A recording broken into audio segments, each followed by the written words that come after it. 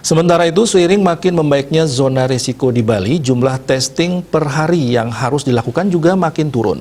Dalam instruksi Menteri Dalam Negeri Inmendagri nomor 43 tahun 2021 tentang PPKM level 4, 3, dan 2 COVID-19 di Jawa dan Bali, jumlah target tracing yang harus dilakukan Bali mencapai 1.028 orang per hari.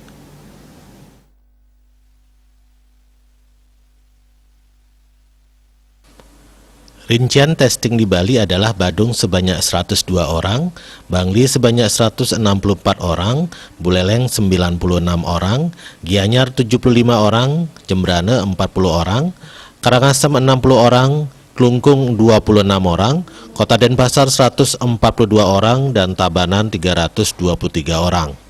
Sekretaris Satgas Penanganan COVID-19 Bali, Made Rentin, mengatakan kasus harian di Bali memang masih fluktuatif.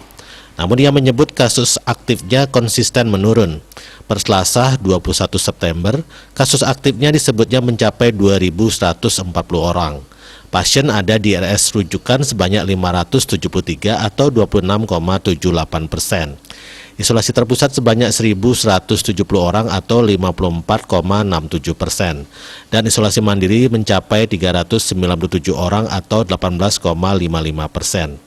Ia juga merinci bahwa saat ini kapasitas isoter mencapai 5.462 bed dan sudah terisi sebanyak 1.170 bed atau 21,42% dan masih tersisa 4.292 bed atau 78,58%.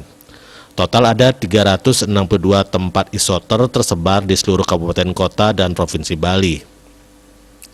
Data Satgas menyebutkan pada 21 September, jumlah kasus bertambah 173 orang. Kumulatif kasus yang ditangani Bali mencapai 111.672 orang. Tambahan korban jiwa COVID-19 mencapai 12 orang, sehingga kumulatifnya mencapai 3.861 orang. Rinciannya 3.855 WNI dan 6 WNA. Pasien sembuh bertambah sebanyak 260 orang. Total pasien sembuh mencapai 105.671 orang. Dia Dewi Bali Pos melaporkan.